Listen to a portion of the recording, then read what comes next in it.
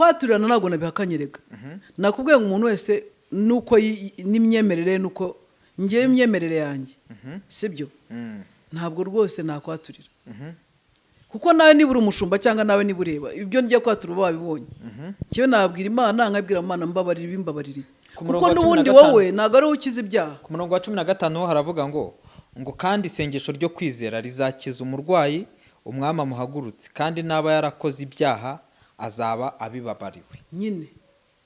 Ariko hepfo bahita bavuga bati mwaturirane nyine. Reka nkubwira ikintu kimwe, kwaturirana si ikibazo, ahubwo uratura umunyabyaha mugenzi wawe nawe kwaturira, kandi muva kwaturirana muragenda umwe akora ibindi byaha undi akora ibindi byaha. So rero ngiye mbona nta mumaro uhari, kuko iyo abatwaturaga tukihanira kureka. Nese wowe iyo wiyaturiye uhita ubireka? Ya bakunzi ba Kiana TV show na Good Face TV turasuje cyane, amahoro Imana itanga nabane namwe. Umukozi w'Imana twamutumiye ari imbere yanyu. Umukozi w'Imana umeze neza? Ndashima Gitare. Amakuru yanyu? Amakuru ni meza. Ya umeze neza, mufite amavuta y'Imana biragaragara rwose. Ari ubwo amavuta agaragara gute? Agaragara mu kirere cyawe uburyo bumeze burya. Ndi mu kirere cya kangahe? Muri dimension ya 4. I mean degree. Degree. Ni none. Hanze ya 7. Ni ya 7. Arya zigarukira kuri zingahe? Urabaza umuntu utabizi. Sinza poso mutabazi ni ujye ukunda kubivuga ngo dimension ya kangahe. Ariko ndakeka ya 4 ari ya asoreza ahari. Niyo hari ni ya 7. Cyane. Mu kirere cya 4 ntabwo ujye byumva. Ayaya Imana inyeze intunganye. Ikweza rwose ibyo birere tugiyorere. Manu y'amavuta ubwo. Nari nzi ko ya 4 ariyo ya nyuma. Ariko ntacyo ubwo izindi yazigishije nasibye. Izindi yazivuze udahari. Ya rero turabakiriye cyane abari kutwumva wowe ufunguye video. Imana igumugisha mwinshi cyane. Rero umukozi w'Imana turakwakiriye cyane. Hari umuntu ukubonye bwa mbere wamwibwira? Ya nanjye ndabashuhuje abadukurikira mu gihugu cyacu cy'u Rwanda, abari mu mahanga. Amahoro y'Imana akomeza kubaganza. Amazina yanjye rero ni Joy Murenzi. Kubatanze ndumuvuga butumwa bwiza bwa Yesu Kristo, nkunda abantu b'Imana n'abantu bose, ibindi Uwiteka duhana n'umugisha. Amen. Amen. Rero nagira ngo dutangire nk'umukozi w'Imana, uradusengera. Ubundi dutangire ikiganiro cyacu. Uwiteka Mana isumba byose, turagushimye, turaguhimbaje kuri Imana nziza. Wakoze ko waturinze mwami mwiza, twabyutse biremera, izina rya rihimbazwe. Turakwinginze rero kugira ngo uzubane natwe, ijambo ryose turivuge uwera wa Siyoni tuvuge tubwirijwe nawe, kandi amagambo yose aturuka mu kanwa kacu ari amagambo ahumuriza, ari amagambo yubaka. Urakoze kuri Imana yumva, ni mu izina rya Yesu. Amen. Amen. Ya uyu munsi rero nagira ngo tuganire ku kintu kimeze gitya. Ibintu byitwa kwatura mu masengesho urabizi cyangwa kwihana? Ndabyumva, ndanabizi. Ariko simbikoresha. Ntago ujya wihana? Ndihana ariko ntago nihanira abantu. Byo vuga ngo ndabwira pasiteri, ndabwira umuvugabutumwa, ndabwira kanaka, kuko hari nk'ibintu, hari nk'igihe umuntu yihana akavuga ngo ndihana indoto mbi. So ntago ari wowe wirotesheje, ubwo se urazihana gute? Siko biterwa n'ibyo uba wirimo. Oya naryamye ndarose, sibyo? Umushobora kuvuga ngo ndihana indoto mbi. So rero ntago ndimo kuvuga ngo abantu bihana barakosa. Umuntu wese uko yigishijwe ayo gukomeza, ariko nanjye uko nigishijwe nzagukomeza. Aho rero naho dushaka kuganira. Rero hari abantu nyine urabizi nyine bajya bihana.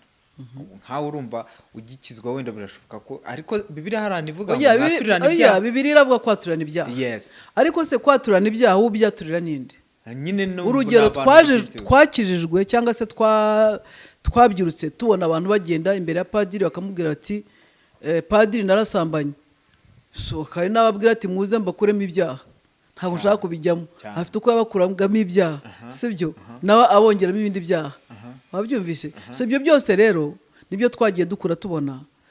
Nubwo birivuga ngo twaturana ibyaha byacu, ariko abo tubyaturira ni bande? Bo ntabyo bakoze.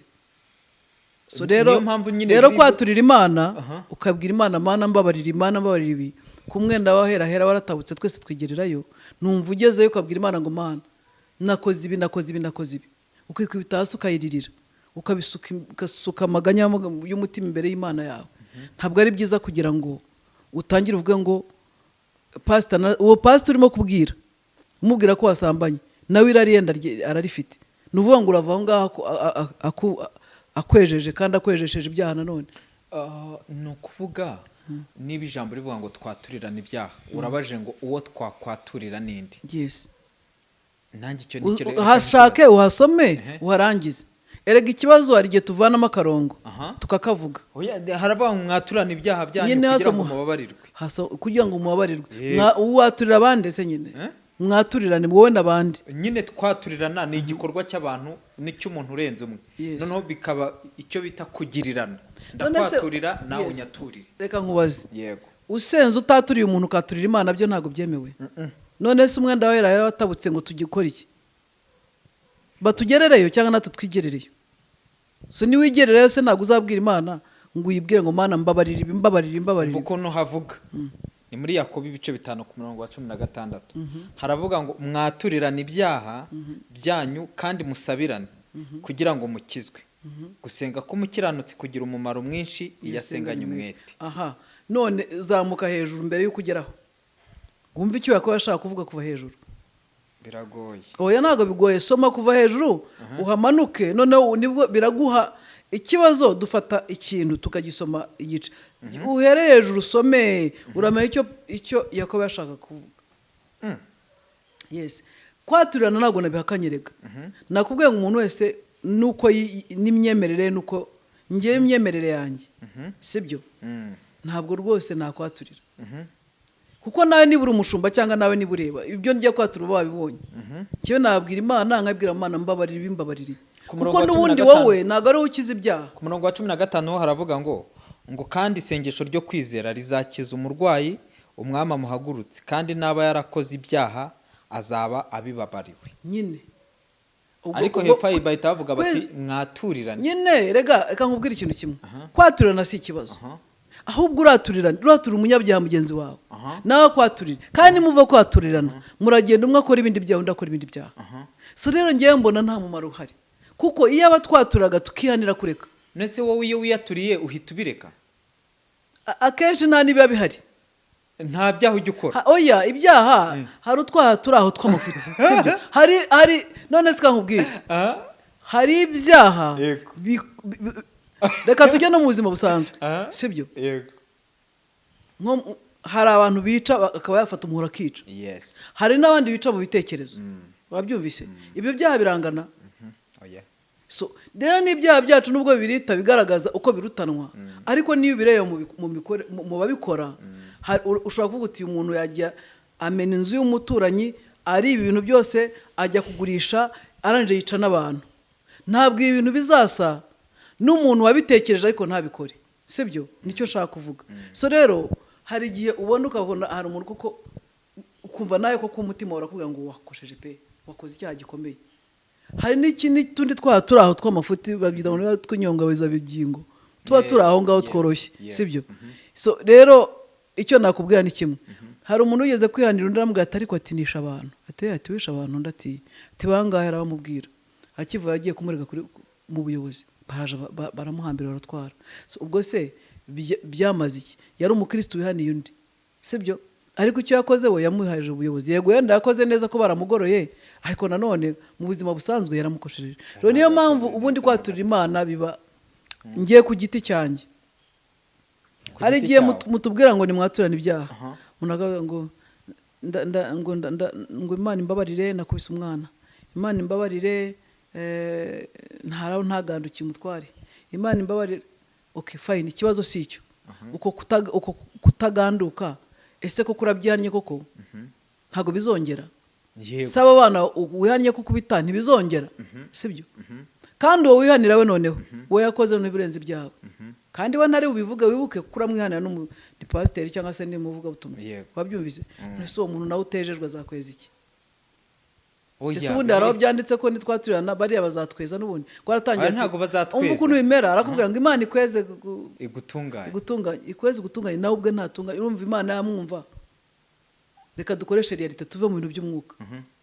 Urumva uyu muntu wasambanye akamara umudugudu nanjye umubwiye yuko nasambanye urumva azabwira Imana ngo ninyeze nawe ubwo atabanje kwera. Ariko nkanjye kwanza reka nkubwire wowe uraruhuka muri wowe njye reka nkubwire ko imyizerere yawe reka nkubwire nkanjye urareba yes nshobora kuvuga nti hariya hirya nagiye ndasambana nibye ariko noneho ndi bugerageze ni umutima wanjye urubumbwire ngo jya kwatura noneho ndebe mvuge nti mami aragerageza mu bintu ni umubyeyi kandi ni n'umurokore urebe inyuma ariko ndebe inyuma yes ndebe inyuma njye ndagenda avuze ni rwose nagira ngo utsengere mfite ibyaha nkakwaturira nkahita numva ndaruhutse ibyo bintu hari ikintu bitwaye nubwo waba wishe umuntu nkwature wishe ibyo n'ibindi nakubwiye ngo n'ababikora njye nakoze iby'ijambo n'ababyemereramo ntago nababujije bakomeze yego ariko njye nkanjye warumbaje nkanjye yego nkanjye ntago mbyemera sibyo bitewe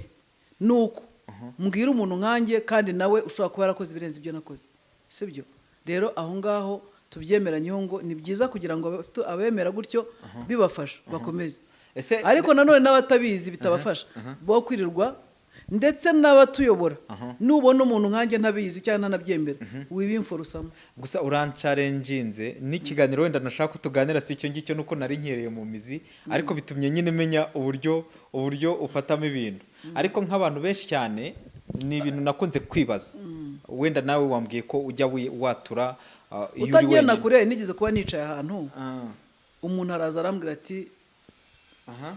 arambwira ati yoye arambwira ati nagira ngo nkwaturire impamvu mbikubwira ndashaka kubwira ko kwatura simba ipinga ariko nanone kuri jyewe sinabyemera ariko ku babyemera bibafasha ntacyo bitwaye arangije arambwira ati mvuye gusambana ndamubwira se uri umugore w'umugabo arambwira turabona ati mfite ibibazo mu rugo rwanjye turasa n'abatandukanye atariko none se ubundi ubu ningusengera ni garanti ki itatu musasubirayo arambwira ati musengera Imana imfashemo imbaraga ndamusengera aragenda ariko mu by'ukuri icyo nabonaga atari bubireke ni nayo mpamvu namubaje gutyo si uko nerekwaga ariko rero nawe mwaturishije nabi hari ibintu tuvuga atari uko tweretse mwaturishije nabi ubundi iyo umuntu akwaturiye uhita uvuga ati uretse reka kunca mu ijambo mbanza uretse nkomeze njyewe impamvu nkubwiye ngo naramusengeye aranyaturira koko kuko abyemereramo nanjye ndamusengera niko ijambo rivuga ariko nkanjye nk'umuntu mwitegereje nsanga n'ubwo yatuye ntari bubireke icyo mbivugira abantu batura ibyaha ariko bakabigumamo base warabimubwiye narabimubwiye ndamubwiye njyewe ndi wowe nagenda nka ibibazo ufitanye n'umugabo tukabitunganya ntuzasubire muri ibi bintu kuko n'ubundi cyaguteye kujyayo kirahari cyane ariko ngira mubwire bene data nta kuntu waba ufite umugore ngo ujye mu busambanyi ufite umugabo ujye mu busambanyi cyangwa se utanamufite ujye kubikora ntabwo Imana izaguha umugabo kandi ufite abagabo ntabwo Imana izaguha umugore kandi ufite abagore twagiye rero hari ikintu tugomba kwanga burundu ibyo bintu mukora mukaza kwaturira ngo niko ijambo rivuga fine niko ijambo rivuga ariko ninde wari waturira mugenzi we ngo atubwire ngo ibyaha kuko birababariwe yumve n'ijwi rivuga ngo wababariwe umva ikintu rero turabivuga tukabyatura ejo tukabisubiramo no kwizera no wese iyo watuye ijwi uraryumva baturira kureka nyine wowe iyo watuye uri wenyine ijwi uraryumva nta nubwo njya natura we ntabwo ndabyanga hari ahantu Satani atatera ibintu nubwo bavuga ngo hari ahantu biriya ubukiranutsi ariko nk'ibuye ry'ubusambanyi hari umuntu utafata wafashe ibyemezo ufite mu mutwe neza hakora ukavuga ngo ibi bintu sindi bubikore ujya wibaza ku bantu ikindi niba ufite intumbero yo kuzashaka warangiza ugashyuhaguza ibyo rega gusambana ntabwo ari icyaha oya buretse woroheje no kwiba ntabwo ari icyaha gusa woroheje nakubwiye ngo njye bari byamfata nk'ibibanjiriza ibintu ntacyo ibyo bitoya ibyaha mu bitekerezo uba utashyize mu bikorwa hari inyoroshyo kamwe mu mategeko asanzwe sibyo ibintu watekereje ukagambira ariko ntubigereho n'ibyo wagambiriye ukabikora mu by'ukuri n'abatwuma zatubwire ntago bingana so ndibaza ko n'Imana rero atari umuntu Imana atari mbi ku rwego ishobora kureba umuntu wigambirira ikintu ariko ntagikore ngo nirangiza imuhwanye n'umuntu wagikoze akagishyira mu buryo ndibaza ko nayo izashyira mu gaciro ibyo bintu sibyo ariko reka tuvuge iki ngiki ibindi tubyihorere icyo kwatura twakivuyeho Oya, ahubwo icyo twabwira abadukurikiye niba watuye koko bireke. Niba watuye ukabwira umuntu ngo nakosheje iki, ukumva umutima wawe ukubwira ngo atura, wisubirayo, ihanire kureka. Nge rero ikibazo nari mfite ni iki ngiki, ariko nsanze ikibazo nateguye we kitakureba. Ngewe nyine urabizi mu buzima bundi bw'abarokore bakunda kwihana iyo bagiye gusenga. Mbere yo gusenga ariko kankubaza, iyo mwihannye murabireka cyangwa murabikomeza kuko mwamenyereye kwihana? Nsubiza, niwe wambajije. Iyo mwihannye nk'abarokore ibyo mwamenyereye murabireka cyangwa murihana mugasura mugakora mugagaruka mukihana? Tuvugisha ukuri. Urumva uburyo bigenda? Turabaza pasiteri ni wa uburyo bigenda. Ndi kumva ibyaha ni ubundi kujya mu ijuru, urabizi ko ari urugendo. Ni ukuvuga iyo umuntu akijijwe ntabwo biba bivuze ngo ahise ajya mu ijuru direct. Kwihana rero ni ubuzima bwa buri munsi. Uyu munsi reka two kuruhanya. Yego, icyanditswe ndacyemera, ariko uko bakoresha icyanditswe nicyo kibazo. Niba twaturiranye ibyaha ukavuga ko ngo Imana imbabarire, nawe ibyo ari byose waba wikoreye ibiruta ibyanjye, sibyo? Fayini niko mwizeye mwese. Oya, wivuga ngo reka mba nikuri ibirenze. Kucyumva ko mfite ibirenze. Erega nuko bimwe tubibona. Nuko bimwe tubibona. Turabibona. Erega ibyo nkubwaniriye rite ni ibintu mbona mu buzima. Hari umuntu uza ngo ni mwihane. Okay, urugero.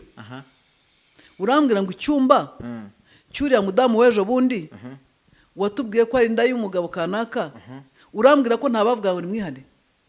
None se ntabwo wabibonye? Ibyo rero nibyo bitwaye ikisi, bitwaye ibyo nyine. Rega hari ikintu biti icyapa, hari ikintu biti icyapa. Icyapa kiba kimeze gitya. Uretse kubura icyapa, Bibiliya iravuga iki? Yadushyize ikibi n'ikiza imbere. Yego. Iduha ubwenge. Yego. Kugira ngo dutoranye ikibi n'ikiza. Niba mbonye yuko cyangwa ndimo kubona ingero nyinshi mu batubanjire cyangwa se no mu batuyobora, abo tujya kwihanira, nkabona ingero nyinshi zirangaragariza ko hari bitagenda. Kuki jyewe ngomba gukurikira ibintu mbona ko bitagenda? Kuki ngomba kuyoborwa n'icyapa nzi ko kizanyobya? Cyangwa icyapa nzi ko n'ubundi kitazavaho kiri? Oya, niba icyapa kikubwira ngo ihana ibyaha, icyo cyapa kirakuyobya. Ariko twumvikane, kirambwira ko ihana ibyaha, njye kukibwira ibyaha byanjye nacyo ubwacyo ari ibyaha. Reka tujye twumvikana, ahubwo reka twanzure gutya. Abantu bave mu byaha niko kujijuka. Oya, twasomye Bibiliya iravuga ngo mwaturirane ibyaha. Niko kuva mu byaha niki? Oya, niko kujijuka, ariko twasomye Bibiliya iratubwira ngo kuguma mu byaha niki? Kugira ngo niko kujijuka. Niko kujijwa. Yes, niko kujijuka. Oya, kuguma mu byaha ni ukujijwa. Kuva mu byaha. Yego. Abantu nibajijuke babivemo babireke burundu. Oya, ntabwo nawe Imana yakumva. Nta burundu. Nawe Imana yakumva. Abantu nibatubwire, eske birashoboka ko umuntu ashobora gucika ibyaha burundu? Birashoboka. Birashoboka, ariko ngubwira ikintu kimwe. Ngewe icyo nshaka kubwira abantu ni kimwe. Nabwo ngo sinakuyeho icyanditswe. Sinakuyeho nuko kibakorera. Uwo gikorera gikomeze. Ariko ubyumva ko nanjye mbyumva. Ubyumva ko nanjye mbyumva. Abwira Imana ibyo yakosheje. Imana izamubabarira, n'Imana y'inyambabazi hori iteza amaboko. Kureka ibyaha burundu byashoboka. Birashoboka. Byaragushobokeye? Reka nkubwira, iyo maze kumira Yesu, Yesu yaguriye muri wowe, hari ibintu bitakwegera. Cyangwa inyigisho zitwa ubuntu urazizi, zivuga ngo iyo wakire Yesu. Ndazizi kandi ntago nzemera. Nazivuga hano ko ntago tukeneye ko abantu bazazumva zikabayobya. Ko turi hano kuyobora abantu, ntago tuyabayobye. Sibyo? Rero niba turi hano kuyobora abantu, ntabwo dushaka kuyobesha ubutumwa bw'ubuntu. Icyo nababwira ni kimwe. Ni nkuko bavuga umukara n'umweru birahari. Gukora icyaha no kutakora icyaha ni ibintu bigaragara. Ufite ubwenge, urajijutse. Ikibi n'ikiza urakizi. Wakoze ikintu kibi kireba. None uhitamo kutabwira Imana, uhitamo kubwira umuntu nkawe. Well and good, niba bigukorera ukumva ko uruhutse mu mutima ni byiza. Ariko kudakomeza iyo nzira byaruta. Ariko nanone kuza ukikubita imbere y'umushumba ngo mushumba ngo mbabarira ngo nagize gutya warangiza yamara kugusengera rwose akwejeje da. Wareba hirya ugasubira ubundi se ko nabimenyereye, reka nisubirire n'ubundi nzajya mpora njya kwihana. Ibyo nibyo ndimo kwanga. Rero niba wihana, ihanire kureka. Sibyo? Wihane ureke. Yenda nunagugwe mu kintu ko cyakugwiririye koko pe. ariko ibintu byo kuvuga ngo zajya muranihana ku mwarabimenyereye reka mureke kumenyera Imana. Ngewe ndababwiye niko mbyumva, uko byumva simvuze ngo utandukane n'ibyo mvuga, sibyo? Turi ku musozo, reka uko byumva bikomeze, ariko ngewe uko mbyumva niba wihannye rekeraho. Okay, turi ku musozo, reka nkubaza akantu. Hari igihe wenda ujya ubeshya rimwe na rimwe, wenda ngewe ntabwo nyambeshya n'umwana, reka nkubwize ukuri, kwa kundi ubwira n'umwana, kwa kundi ari n'uburyo umubyeyi waburetse bugatoya, ari okay, kimbwire eko kana. Muri Bibiliya sibyo, Samuel ajya kwimika David, yabwiye Imana, yibwira ngo Mana, ubu Sawuli ntari bumere nabi ko ninjya kwimika umwami kandi akiri ku ngoma. Imana iramubwira iti genda uvuge ko ugiye kosereza ibitambo hehe kwa Yesayi. Wabyumvise? Aho ni harimo ikibeshyo, ariko icyo kibeshyo ni cyari gukiza umuntu kugira ngo yo gupfa, kandi umuntu ugiye gukora ibintu biri mu mugambi w'Imana. So hari igihe rero wisanga uri ahantu hagufunze, hagusaba ko hari ikintu uruvuga kiri bugukize ahantu. None se aho ugeze, nk'urugero ugeze kuri bariyeri, reka tuvuge ya Koronishe, sibyo? Yenda uzi ko barimo kwica abantu b'Abanyarwanda, kandi uzi ururimi rw'Igikongorizi. None se wavuga Ikinyarwanda ngo uvugishe ukuri ngo kugira ngo ukirane, kugira ngo utabeshya? Rero hari ibibeshyo tubeshya kugira ngo bidukize amage tugiye kujyamo. None se urabizi nk'abantu bafite abana, wenda hari igihe avuga ati ndaje, ati ngiye hano hirya, cyangwa ukamubwira ati ndakuzanira bombo, nyamara akaza wenda hari n'igihe uvuga ngo urazana bombo ukabyibagirwa, hari n'igihe uvuga ngo urazana bombo amafaranga akabeshya. Bibaho ku bana, ukamubwira uti ceceka, dore wenda ikintu kimwe, ntabwo navuze ngo ndi umwere 100%. Hari utwaha wakora nk'utu twose. Oya, witwita duto. Oya, rega uvuga ngo none se ubunini bwatwo urabubonera he? Kuri ngewe hari ibyo mfata nk'ibinini, ibyo mfata nk'ibito. Ibyo ni imyumvire yanjye, sibyo? Wowe ufite uko wumva, ubinganishe kubeshya, ubinganishe no kwiba no kwica no gusambana, ubinganishe birakureba. Ariko ngewe bifite kategori, kandi nuko mbyumva ni nako kuri utwo twadutoye. Yes, kuri utwo twadutoye. Wenda ubu ngubu umaze kubeshya umuntu, cyangwa se utwo ngutwo two nanjye kankubaza kankubaza aho hantu Samuel yabeshye, urumva azahanwa? Imana se yamubwiye ngo yitware gutyo, yo yari irabeshya se? Ni Imana yabimubwiye. Sometimes twese rero Imana ibatura muri twe, hari ibintu wumva ariko wenda ari ijwi riturutse ku Mana, sibyo? Ni ukuvuga ngo gutandukanya kubeshya no gutandukanya ijwi ry'Imana abantu batabizi, ariko ikintu ukora wumva wemeranya n'umutima wawe, nibwira ko ari nk'ijwi ry'Imana bawumvise, kandi wumva muri wowe kudakosheje, kandi wumva muri wowe ko nta muntu bangamiye. Ibyo bintu numva ko atari ukubeshya. Ndagushimiye kubw'ikiganiro cyiza uduhaye. Nge nawe ngushimiye ko wanshyize mu bintu byo gukimbirana kandi oya, uduhaye ikiganiro cyiza cyane kandi gishyira abantu mukuru. Birashoboka ko hari abantu bameze nkawe bavuga bati twebwe tugikizwa ibintu by'ibyaha, kwiba, kwica n'ibiki, cyakora wenda duhura n'utuntu dutoya, utwo ngutwo iyo dusenze Imana iratutweza, kandi nibyo koko. Ubundi tubaho mu buzima bwo kweza, Imana yo ubwayo ifite umumaro wo kutweza buri munsi. Ariko ikintu nakongeraho tutarasoza, ariko hari n'abantu bafite umuco wo kwatura. Reka nkubwire Jamari, nakubwiye ikintu kimwe. Yego. Wewe nuko wakuze. Yego. Wakuriye mu kwatura. Cyane. Gumamo. Cyane. Nanjye nuko nakuze. Nuko natojwe. Ni ngumaho. Gumamo. Ariko icyo tudashaka nuko abantu bamwe bashaka gutwara abantu mu myumvire yabo. Kandi utajya mu myumvire yabo akavuga ko wayobye cyangwa se nta mpano ufite. Ibyo nibyo tudashaka. Twese inzira nijya mu ijuru. Ariko kugerayo nibyo bitandukanye. Yego. So aho nanyura nawe wanyura tukagerayo amahoro, Imana ishimwe, sibyo? Ariko icyo nababwira ni kimwe, ntabwo uzareba Joyi niyambariye ikanzu cyangwa nambara ipantaro ngo uncireho urubanza uvuge ko nta mana afite, nta juru nzajyamo, nta. Imyumvire yacu iratandukanye. Nk'urugero, abana twakuze bitandukanye. Hari uwakuze nta na nyina afite aho ngaho ngo amuhe akabere, kandi ariho yarakuze. Hari uwakuze abebezwa, hari umwana ukosa bakamuha bombo na biswi, hari undi ukosa bakamukubita inkoni. Iyo byose ni imikurire yacu itandukanye, twakuriye ahantu hatandukanye. Ariko ibyo ntabwo byatuza kwitwa ko twese turi abana b'Imana. Birababaje kubona abantu bose bemera Yesu Kristo, abantu bose b'abarokore, ariko ugasanga imyumvire yacu kubera ko itandukanye nuko twatojwe muri uku kwemera kwacu, ugasanga abantu barasa nk'abahanganye, sibyo? Niba ntateze igitambaro, mfite imisatsi, ukancira bite ukavuga ko nta mana afite, sibyo? Imana ntabwo iri mu gitambaro, Imana ntabwo iri mu ipantaro, Imana ntabwo iri mu myambarire, sibyo? niyo mpamvu nshobora kubona umuntu wiyambariye ukuntu ariko ukabona wa muntu nyamara imyambarire itandukanye no mu mutima we, sibyo? Ugasanga undi muntu wambaye neza wagejeje n'amaso barayafunga utayabona, ukabona ni umwicanyi ruharwa. Hari umudamu wigeze kuza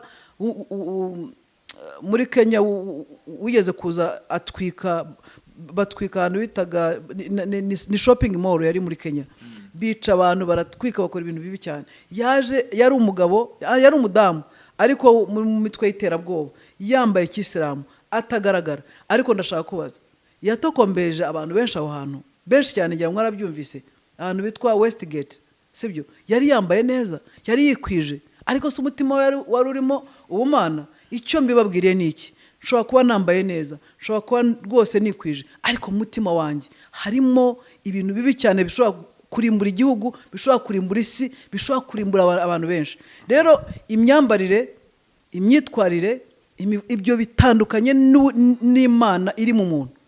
Imana iri mu muntu itandukanye nuko ngaragara inyuma, sibyo? Nicyo kintu nashaka kubwira abantu, kugira ngo twese turabarokore, twese tuvuga Imana imwe, Bibiliya ni imwe, ni imwe. Niba hari izindi ebyiri tuvuga mumbwire, niyi twese tuvuga. Ariko ugasanga abantu ntago bari ku same page. Umuntu umwe aririya, undi ariyi, uyu na deperi, uyu ni za cashi z'inzaduka, ibi ni Imana ni imwe, ntabwo igira se nigira nyina. Ahubwo imyitorezwa yacu kumenya Imana ni itandukanye. Rero nkaba mbabwira ngo twese mureke dusenyere umugozi umwe, dukundane. Urukundo ni rwo Yesu Kristo yadusigiye. Abantu bafite urukundo ntabwo bagira imyemerere itandukanye, kandi ijambo ry'Imana ni rimwe, ntabwo ari amagambo abiri, ni rimwe. Rero mureke dukunde Imana twese, dukundane twese. Abihanisha ko bambajije bakomeze, gusa icyo nababwira ni kimwe: mugire ubwenge, kuko uzajya kwihanira umuntu hariya wifitiye ibintu bimurimo, numara kumwihanira ko uri umuntu wikundira abagabo cyangwa abagore, nawe aza akuyoboke. Nimurangiza mwese mujye kwihana. Rero mumenye ubwenge, Imana niyo mpamvu yabahaye. Shalom shalom, ndabakunda. Imana ibahe umugisha. Hezagirwa.